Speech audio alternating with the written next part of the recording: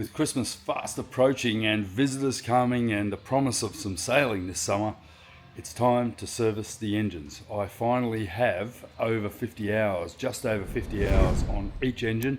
They've been running just so well, and it's time for me to service them. The oil in them was the original oil that came with the engine, so it is time for me to get into that process. And I've got a plethora of equipment here required to do that job. Okay, I've purchased a manual pump which I'll use to suck the engine oil out, but I've also just purchased a 12-volt oil change pump kit, and I'm hoping this will work, which will save me having to keep this big bugger on board, because it's a monster of a thing. I really don't want to keep it on board if I don't have to. Obviously Yanmar specified oil, and I've got a plethora of different containers with which to catch the fuel and oil, milk carton there, and a big 10-litre oil change kit.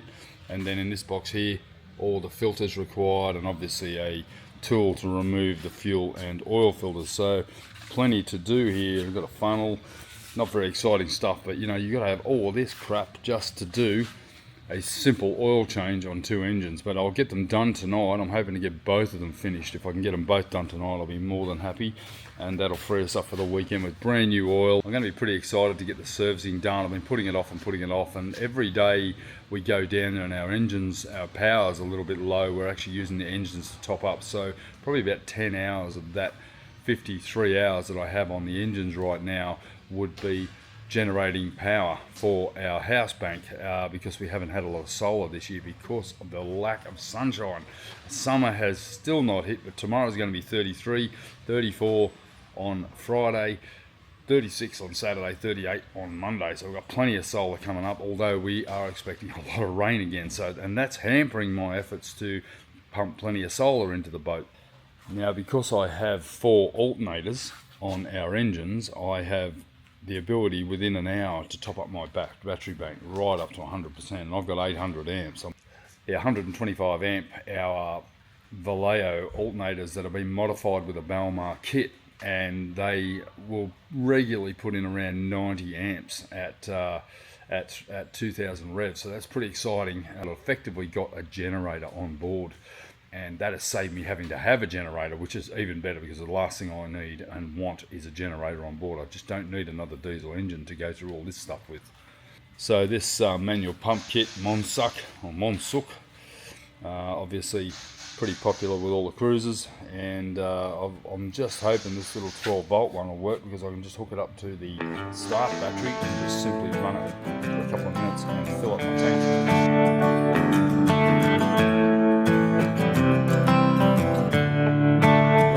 Time here on Synergy. It's 53 hours I've got on our starboard engine, so I'm going to do it first. I've got 52 on our port engine, so it's time. I've tried to equalise them out. Ended up going a couple of hours over what they recommend, just because we needed some power the other night, and because I'd left the start battery on, and we've still got a little bit of a parasitic draw. Not really sure what that's all about. Howl and wind today, but 35 degrees, so pretty warm day, and I'm just warming up our starboard engine. I've got a box. I'm hoping I don't have to keep all this stuff on the boat, because God knows where we're going to keep it, but I guess I'm going to have to find a place for it, because it's the essential gear for doing an engine service. So we'll have a look down in here. She purrs, this one, my baby, this one. So our starboard engine just running perfectly, nice and smooth, only at 600 revs. Just give it a warm up so that we can get the oil out. So Janet's a bit distressed because I've torn the place apart. There's just stuff everywhere because we have to get this cabin free to be able to do an engine service. But yeah, look, I've got tons of space and we're almost ready to go.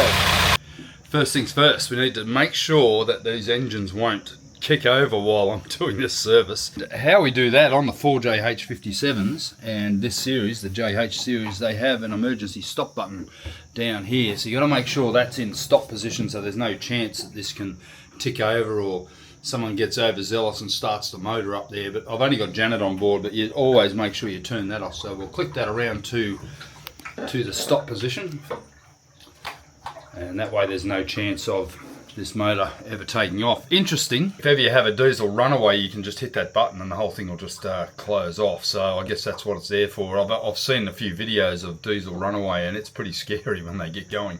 So nice to have that fallback to be able to just punch it off in an emergency. So I've actually run the starboard motor up to around about 60 degrees just to warm up the oil. And now I'm going to extract it, or try to extract it with my electric pump. If that doesn't work, I'll fall back to the manual one. But I think the electric one should work. I'm just not going to have too much head pressure on it, so I don't want to have the this container here, which is a sump tray, basically a sump container, so I can run the oil straight into it. It's a 12 litre, so it will easily cope with both engines, and then I can just take that up to the workshop and give it to the mechanics and they'll recycle it. Alright, I'm set up with our little pump. I've got the alligator clips on the battery. I've got the intake or the suction hose in the sump, and it looks like it's going to work. And then I've got it draining into my sump tray down here on my oil tray.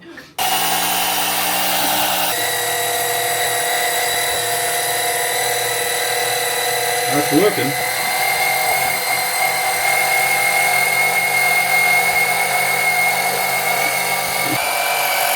If I get a couple of services out of this, it'll be worth its weight in gold.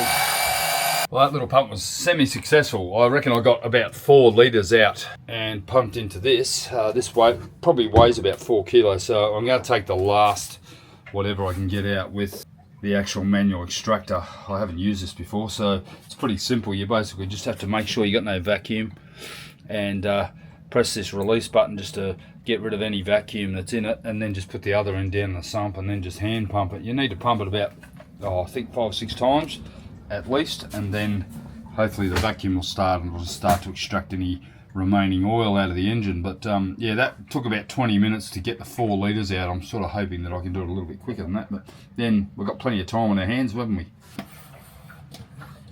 It just creates a vacuum and just sucks it out. And once you get it going,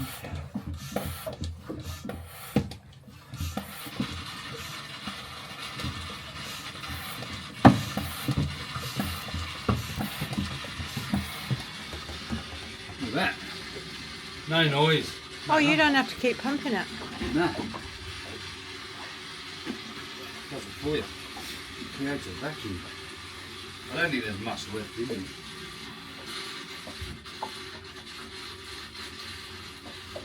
There's a vacuum relief button there that if you press that, that's flowing, that's getting all the stuff out of the bottom. That little pump was probably just about to take all this last stuff.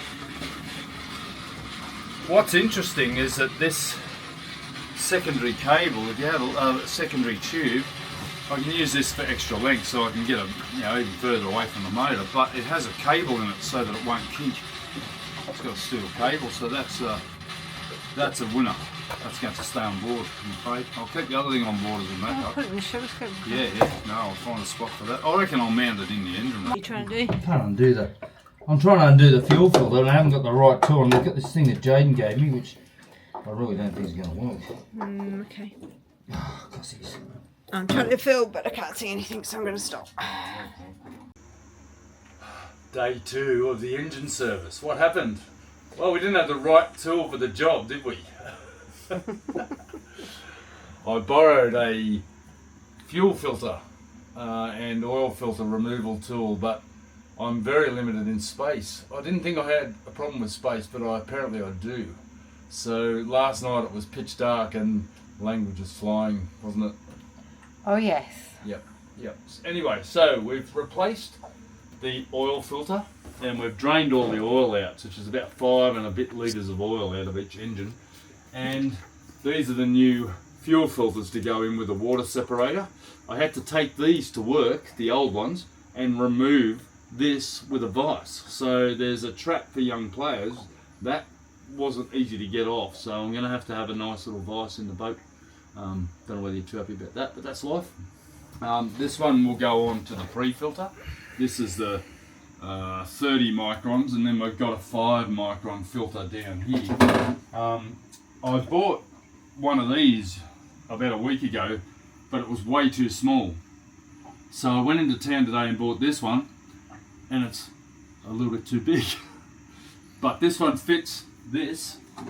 This fits this perfectly, but my other main filter needs a smaller one. So luckily, I bought this thing, which is some sort of medieval device, but I started off trying to get the fuel filter off with a ratchet like this, a socket driver, and there's not enough room, so I ended up with this tiny little half-inch drive, which was enough, and that actually grips hold of the filter, and yeah, voila, it worked. But I do have a smaller version of this back at the factory, which I'm going to bring down on the boat, and I'm going to have all three on board. This thing weighs about as much as Darren's catamaran. But I don't care, because if it does the job, I don't care. But anyway, you need a million tools, and I've still got to put new oil in and do the fuel filters, do all of those on both sides, and then we should be ready to go about that. But yeah, so make sure you've got some sort of a milk carton or something to catch the fuel that comes out of your fuel filters, because they're full,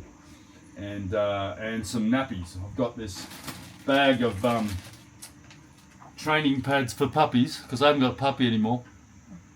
Oh, stop. But I've got puppy training pads. This is the cheap way of buying diesel absorbent pads. Go to your box store and buy these rather than paying through the nose at a mechanic or wherever.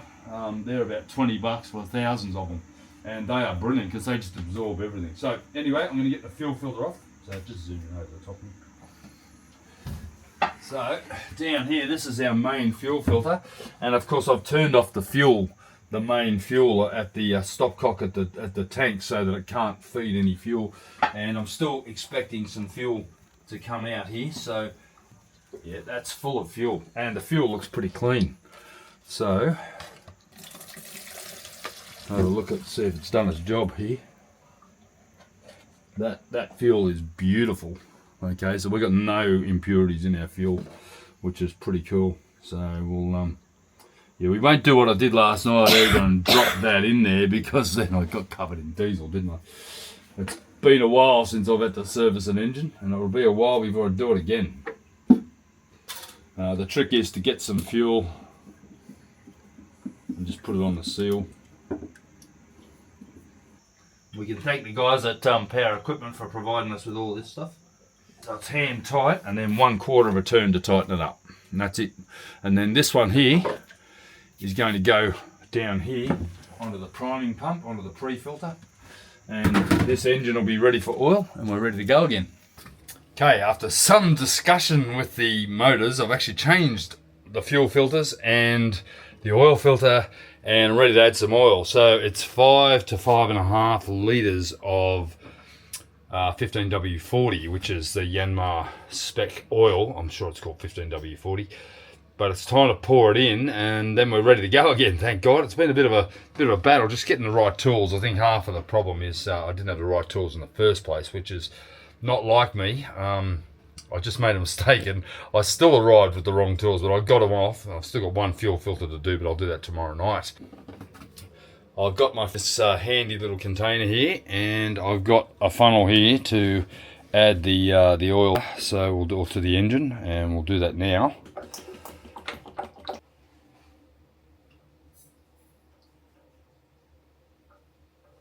Next time, it's going to be easy. I bought this little 5 litre container thinking it'd be awesome because it's got to pour it, but it won't pour oil. It'll only pour petrol.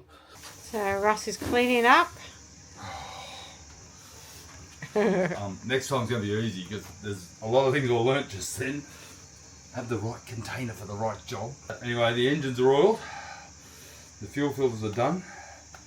The only thing I've got to do really is change another fuel filter tomorrow and check the impellers, and we're good. Good to go. Oh, it's 2nd of January, and we've got my brother Brett and Lee, his wife, my sister-in-law, and their nephew Jupiter on board for 3 days. So we're headed out into the bay, and I've got Brett driving. He looks like he's ready to do the skeleton at the Winter Olympics next month. How easy is this boat to drive? Fantastic. I feel like I'm the autopilot. You are the autopilot. It's brilliant. I love coming out on the boat. It's so quiet. It's perfect. Yeah, it is pretty quiet, isn't it? And we've got Lee and Jupiter up on board, up on the front. Just driving to a nice lunch spot. Yeah, there's a bit of swell though, isn't there? There's a good sort of 2 metre southerly swell. Check out Jupiter scrambling on deck, keeping low, having 3 points of contact. We like that, mate. Yeah. Well done. Looking good, eh? Good, isn't it? Yeah, it's cool. It's got a gimbal, which I like. We're heading to lunch. We're going to have some lunch. We're going to go snorkeling. The most important You all right, part of Lee? sailing. Ollie! That's a big swell. That's a 2 metre easterly, southeasterly swell. Woo! Need to get behind Brian How you going, Lee? So when we get behind Bowen Island, it gives us a shelter. Obviously, it's almost due south. Brett gave me a camera for Christmas. Did he? Yeah. You got a camera for Christmas? Did you bring it with Yeah. It's in there. Well, check out Brett. He's sun protected. you? So happy. Yeah.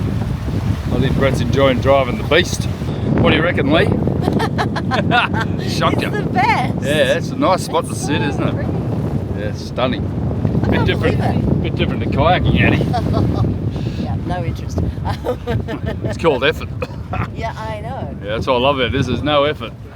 I've got to be very careful, make 8 sure I do years of plenty of it. effort. Yeah, 8 years of it. Yeah, but from now I could get very slovenly. I don't think so, Ross. No. I don't think it's in your nature. Got to try not to eat sugar and just get fit, I think. That new knee, Brett. Look at that.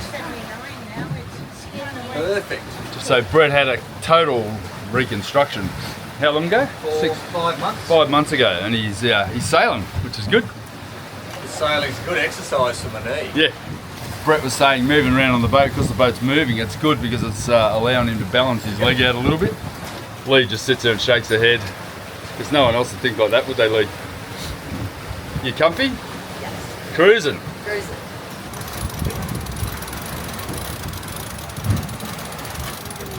Are you gonna Sailing down. Yeah. Good, we've got 14 knots of wind and we're flying along at 5 knots with 2 reefs in the main, so that's promising.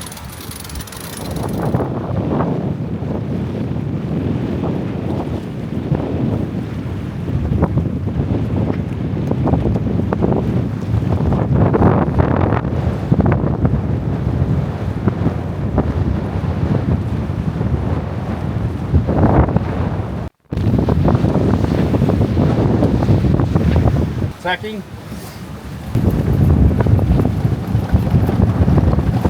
That phrase, changing tack. This is what we're doing right now. We're changing tack. We just do that. Yeah, just to give you a bit of Just a little bit. We didn't quite have enough speed. makes it easy. Has the main gone across yet? Yep, it's gone.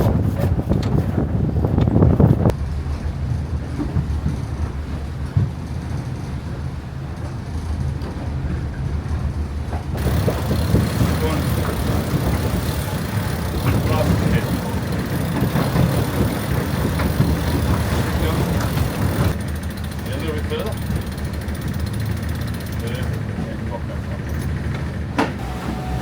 Everyone's having a snooze on the crossing.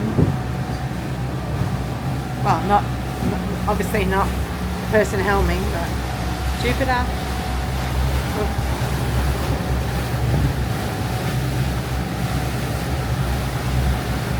I can barely see the bottom. I can not see the bottom here. At all.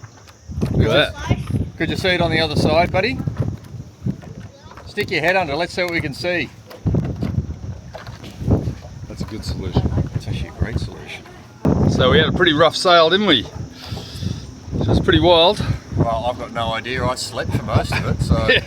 Oh no, you were asleep while we're motoring. I slept under motor. That was a good I put Brett on the jib grinder on the furler and yeah, it was a bit of an effort bringing it back in because it was howling, 25 knots. Look at my guns. Look at the guns on this guy. Yeah, in your dreams, mate.